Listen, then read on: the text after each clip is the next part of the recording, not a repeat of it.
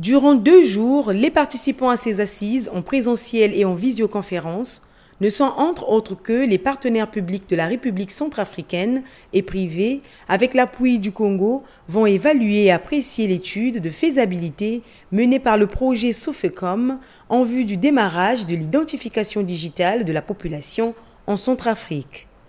Donc là, présentement, nous sommes à Brazzaville, c'est par rapport à cette restitution et de voir quels sont les concepts, la méthodologie et les acquis, les prérequis qui doivent permettre de mettre en œuvre cette étude-là.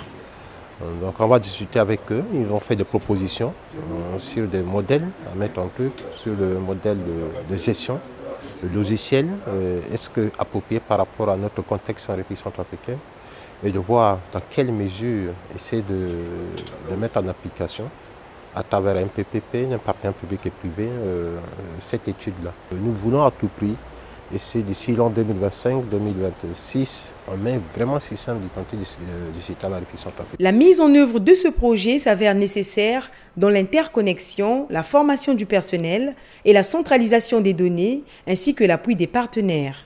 Notre appui, n'est-ce pas, se matérialise dans le sens où nous mettons justement à disposition les ressources nécessaires pour pouvoir dérouler, n'est-ce pas, tout ce programme. Donc c'est une phase, on va dire, c'est la première étape qui est la phase de l'étude, de la phase de l'analyse de l'existant. Alors donc cette étude va déboucher sur justement on va dire des rapports qui sont en plusieurs phases, rapport 1, 2, 3, 4.